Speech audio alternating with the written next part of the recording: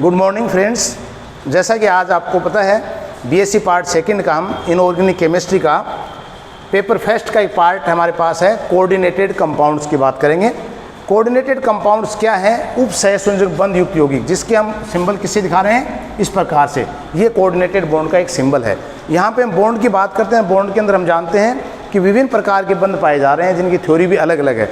लेकिन यहाँ पे 1913 के अंदर बर्नर्स ने एक थ्योरी दी थी, जो कि 1823 से ही कार्य इसके ऊपर हो रहा था। और इन्होंने क्या कहा? इसको father of chemistry, coordination father of chemistry, यानी कोऑर्डिनेटेड कंपाउंड के फादर ऑफ केमिस्ट्री के नाम से भी इसको जाना जाता है।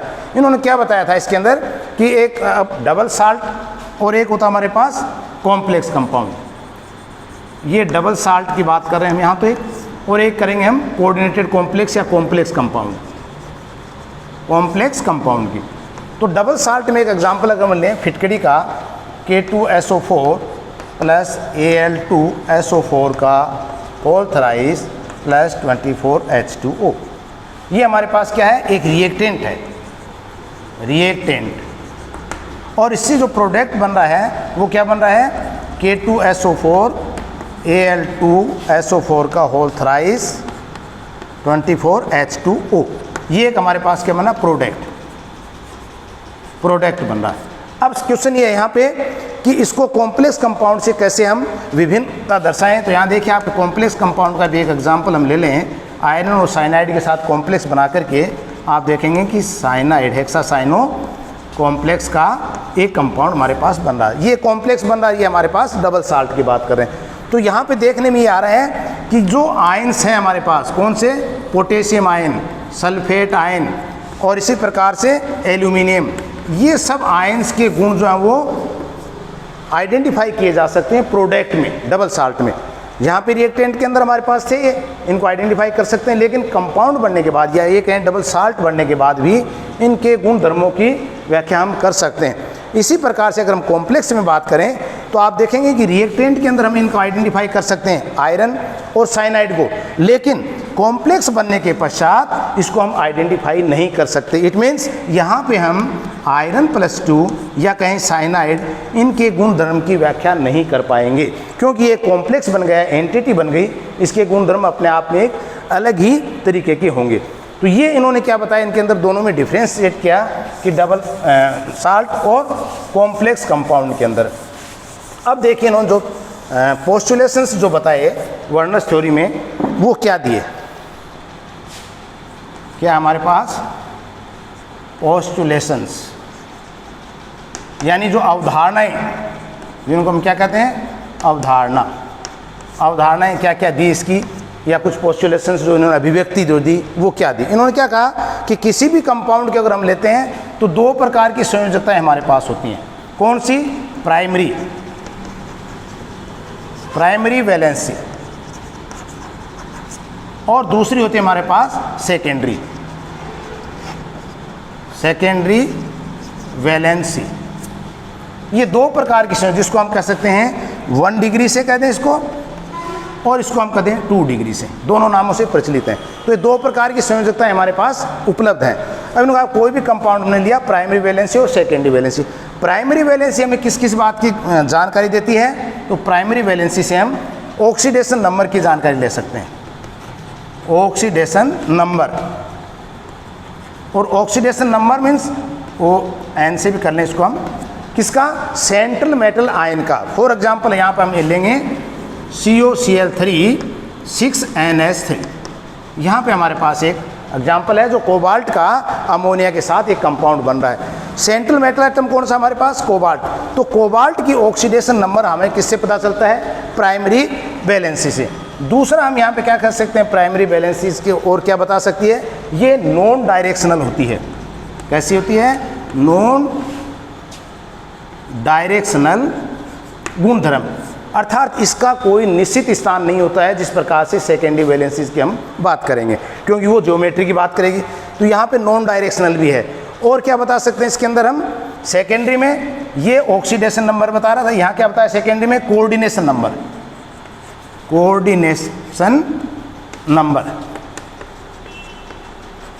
उपसहसंयोजक संख्या जो एक निश्चित संख्या होती है। और क्या बताएगा? ये डायरेक्शनल है, डायरेक्शनल, अर्थात इसकी एक निश्चित जगह है, यानी टेट्राहाइड्रल बन रहा है, ऑक्टाहाइड्रल बन रहा है, किस प्रकार का बन रहा है, इसकी एक निश्चित अवस्था है और वहीं पे ये स्थापित होगी। अब सेटिस्फैक्शन की बात करें तो ये सेटिस्फाइड किससे हो रही है? प्राइमरी वैलेंसी नेगेटिव आयन से। प्राइमरी वैलेंसी को हम नेगेटिव आयन से सेटिस्फाइड कर सकते हैं। सेकेंडरी वैलेंसी को नेगेटिव आयन तो है ही हमारे पास, इसके साथ साथ न्यूट्रल,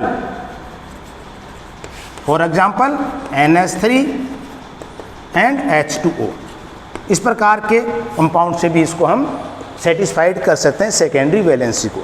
तो ये हमारे पास इस अवधारणा आ रही है कि क्या प्राइमरी और सेकेंडरी दो प्रकार की संयोजकताएं पाई जाती हैं किसी भी कंपाउंड में, और इसके अंदर प्राइमरी वैलेंसी जो है वो सेटिस्फाइड किससे होती है? नेगेटिव आयन से। और क्या क्या जानकारी देती है हमें? ऑक्सीडेशन नंबर, ऑक्सीकरण अंक क्या है, ये किसका बताता है? सेंट्रल मेटल एटम का ऑक्सीकरण अंक जो है वो हम निर्धारित करते हैं किससे? प्राइमरी वैलेंसी से। और क्या है? नॉन डायरेक्शनल है ये, इस प्रकार से कि इसका कोई भी स्थान निश्चित नहीं है, कहीं भी ये स्थापित हो सकती है। सेकेंडरी वैलेंसी में हम कह रहे हैं कोऑर्डिनेशन नंबर, जो कि एक निश्चित नंबर है और डायरेक्शनल है, जिसका स्थान निश्चित है, ऑक्टाहाइड्रल में कहाँ होगा, टेट्राहाइड्रल में कहाँ होगा। और नेगेटिव आयंस के साथ ये न्यूट्रल स्पीसीज के द्वारा भी सेटिस्फाइड हो सकती है। अब देखिए एक एग्जाम्पल हम इसको लेते हैं और इसको देखते हैं अभी।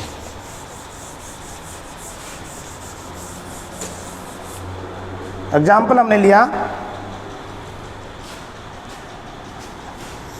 ये हम यहाँ 4 प्रकार से इसको एक बार कर लें। तो ये देखिए आपके पास CO, ये सेंट्रल मेटल एटम है। हम पहला एग्जाम्पल ले रहे हैं इसका COCl3 6NH3। और यहाँ क्या क्या जानकारी लेंगे? यहाँ हम जानकारी लेंगे कि एक तो इसके पास आयंस कितने हैं, कॉम्प्लेक्स के अंदर आयन कितने हैं, उनकी संख्या कितनी है और इनका स्ट्रक्चर कैसा बन रहा है।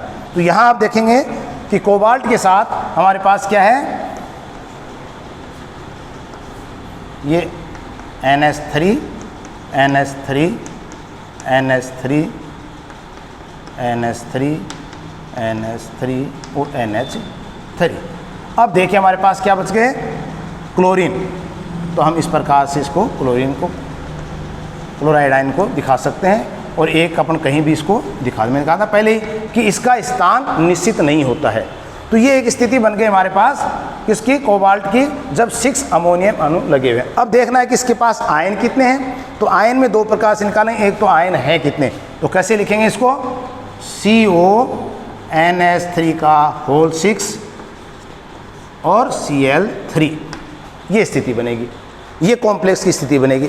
अब यहाँ पे 3 तो क्लोराइड आयन हो गए, 3 तो हो गए हमारे पास क्लोराइड आयन के, और एक क्या इस कॉम्प्लेक्स पे पूरे के ऊपर क्या चार्ज है उसकी गणना। तो एक वो हो जाएगी, टोटल कितने हो गए? 4। तो यहाँ पे हम कहेंगे आयंस की संख्या कितनी होगी इसकी? 4। ये हुआ पहला। दूसरा एग्जाम्पल हम लेते हैं COCl3 5NH3 का।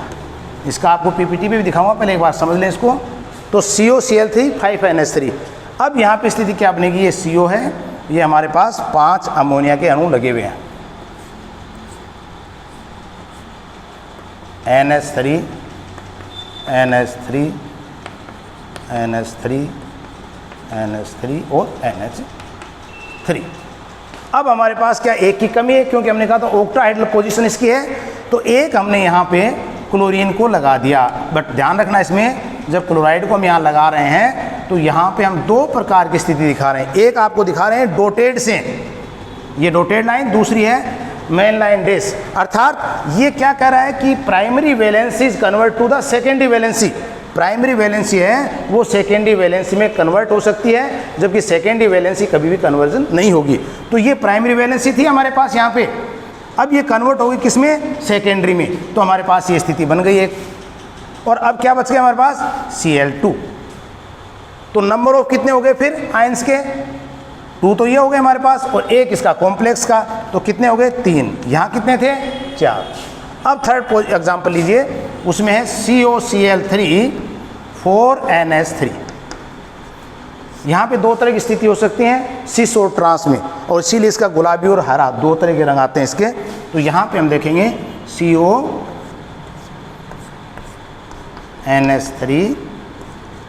NH3 NH3 NH3, और यहाँ पे अब क्योंकि 2 वैलेंसी हमारे पास कम पड़ रही हैं, तो यहाँ पे क्या होगा, 2 क्लोराइड आयन जो वो अपनी 2 एक डैश से एक डॉटेड लाइन से convert to the first primary valency into secondary valency. तो यहाँ पे 6 की स्थिति बन गई और अब क्या बच गया हमारे पास, क्लोराइड बच गए एक वैलेंस के लिए। तो यहाँ भी क्या होगी, एक तो इसकी कॉम्प्लेक्स की एक क्लोराइड की, दोनों कितनी बच गई आयन, 2 बन गई, 4 3 2। अब एक एग्जाम्पल और लेते हैं हम लास्ट का, COCl3 और 3NH3। इसमें क्या होगा, ये CO और ये हमारे पास क्या आ गया, NH3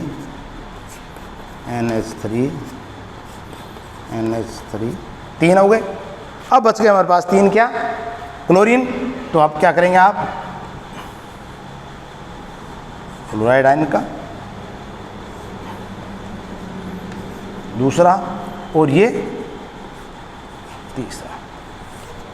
अब बाहर हमारे पास कुछ भी नहीं है, तो यहाँ पे क्या रह गया अपने पास, एक कॉम्प्लेक्स की जो है संयोजकता पर रह जाएगी 1, 4 3 2 1। इस प्रकार से हम एग्जाम्पल से बात समझा सकते हैं कि प्राइमरी वैलेंसी जो है वो सेकेंडरी वैलेंसी में कन्वर्ट हो सकती है और इसकी व्यवस्था जो है वो किस प्रकार से ऑक्टाहाइड्रल से आ सकती है। तो ये हम संयोजकता, उसको ज्योमेट्री को ज्ञात कर सकते हैं, इससे ज्योमेट्री और स्ट्रक्चर दोनों को हम इसको भली भांति समझ सकते हैं और कर सकते हैं। अब देखिए इसका वेरिफिकेशन भी आता है जो नेक्स्ट में मिलेंगे, लेकिन देख लीजिए यहाँ वेरिफिकेशन में क्या करें हम कि हमारे पास प्राइमरी वैलेंसी क्या थी, आयोनाइज थी, और सेकेंडरी वैलेंसी क्या थी हमारे पास, नॉन आयोनाइज। अर्थात जो आयोनाइज है वही अपने गुण धर्म दर्शाएगा किसी भी रिएक्शन में। फॉर एग्जांपल आप देखिए यहाँ पे सिल्वर नाइट्रेट अगर हम लेके चलें और इसको हमारे पास इस कॉम्प्लेक्स से क्रिया करवाएं, तो एक एग्जांपल में क्वेश्चन भी आता है आपके कि COCl3 और 3NH3, और यहाँ पे पूछते हैं प्रिसिपिटेशन कैसा बनेगा, रिएक्शन कैसी होगी। तो हमारा उत्तर क्या होता है, नो रिएक्शन। यह आया हुआ क्वेश्चन है 1 नंबर का, नो रिएक्शन। और हम क्या तुरंत रिएक्शन लिख देते हैं, नहीं रिएक्शन नहीं होगी। क्यों नहीं होगी, कि कोऑर्डिनेटेड बॉन्ड 6 वैलेंसी 3 क्लोरीन से 3 अमोनिया से संतुष्ट है, इसलिए हमारे पास कोई भी आयोनाइजेबल स्पीसीज उपस्थित नहीं है, यानी प्राइमरी वैलेंसी हमारे पास नहीं है यहाँ पे। और अगर प्राइमरी वैलेंसी नहीं होगी तो सिल्वर नाइट्रेट जो है वो सिल्वर क्लोराइड का अवक्षेप नहीं देगा। यहाँ आप देख सकते थे 3AgCl बन रहा था क्योंकि 3 क्लोराइड थे हमारे पास, यहाँ पे 2AgCl का श्वेत अवक्षेप आ रहा है क्योंकि 2 क्लोराइड हमारे पास फ्री हैं। यहाँ पे सिल्वर क्लोराइड सिंगल, इसका मतलब वाइट प्रेसिपिटेशन आ रहा है। यहाँ पे मैंने कहा कोई रिएक्शन नहीं होगी। तो इसको हम समझ सकते हैं कि प्राइमरी वैलेंसी और सेकेंडरी वैलेंसी के द्वारा किस प्रकार से इसके अंदर आयंस की विभक्ति है। देखिए आप यहाँ पे पहले चार्ट में आपको दिखाया था, इसके अंदर तो है ना अभी निकाल, इसमें आप देख रहे हैं स्ट्रक्चर, चारों स्ट्रक्चर बना रखे हैं और इन स्ट्रक्चर के द्वारा क्या बताया गया आपको। देखिए ये कोबाल्ट सेंट्रल मेटल आयन है हमारे पास, और इस सेंट्रल मेटल आयन से आप देख रहे हैं कि 6 अमोनिया जुड़े हुए हैं, और 3 क्लोराइड आयन जो प्राइमरी वैलेंसीज के हैं, ये क्या है जो सिल्वर नाइट्रेट के साथ अवक्षेप हमें दे रहे हैं, वो बता रहे हैं कि 3 क्लोरीन यहाँ पे फ्री हैं जो सच है किसके हैं, प्राइमरी संयोजकता के हैं, और ये अवक्षेप में भाग लेते हैं। दूसरे में आप देखेंगे 2 क्लोरीन परमाणु, क्लोराइड परमाणु फ्री है यहाँ पे, जो सिल्वर नाइट्रेट के साथ क्रिया करके 2AgCl का वाइट अवक्षेप देते हैं। यहाँ पे +2 दिखा रखा मैंने क्योंकि ये कॉम्प्लेक्स कंपाउंड है। यहाँ पे क्लोरीन को जो कि मैंने वहाँ पे आइडेंटिफाई किया, आपने अगर देखा हो तो उसको यहाँ मैंने आइडेंटिफाई किया था कि आप देखिए प्राइमरी संयोजकता और सेकेंडरी, यानी यहाँ देखिए आप ये एक डैश के द्वारा दिखाया, नीचे क्या हमने डॉटेड लाइन से, इसका मतलब क्या है यहाँ पे प्राइमरी वैलेंसी जो है वो प्राइमरी और सेकेंडरी दोनों का कार्य कर रही है, यानी यहाँ पे कन्वर्ट हो गई प्राइमरी वैलेंसी किसमें, सेकेंडरी वैलेंसीज में। तो यही चीज़ हमने यहाँ दिखाई है। इसके अंदर आप देखिए जो लास्ट हमने लिया कि 3 अमोनिया और 3 हमने क्लोराइड आयन, तो यहाँ आप देखिए डॉटेड लाइन है 3 किसके साथ, क्लोराइड आयन के साथ यहाँ दिखा रखी है, ये अमोनिया के साथ नहीं है, इसमें क्लोराइड के साथ ही है। तो यहाँ क्या दिखा रही है, प्राइमरी वैलेंसी सेकेंडरी वैलेंसी में कन्वर्ट हो रही है, और ये क्या बताना चाह रही है कि इस प्रकार के कंपाउंड जो है वो क्या है, प्रिसिपिटेशन नहीं देंगे, सिल्वर नाइट्रेट के साथ इनकी कोई अभिक्रिया नहीं होगी। तो इस प्रकार से इसको हम समझ सकते हैं नेक्स्ट चैप्टर में आपके हम या टॉपिक में हम लेंगे जो है आपके इनके आइसोमराइजेशन और नोमेनक्लेचर और EAN इनके ऊपर करेंगे। तो आप अच्छी तरह से इस वीडियो को देखें, समझें, और अगर कोई क्यूरी आपकी हो तो आप व्हाट्सएप ग्रुप के ऊपर भी शेयर कर सकते हैं। Thank you.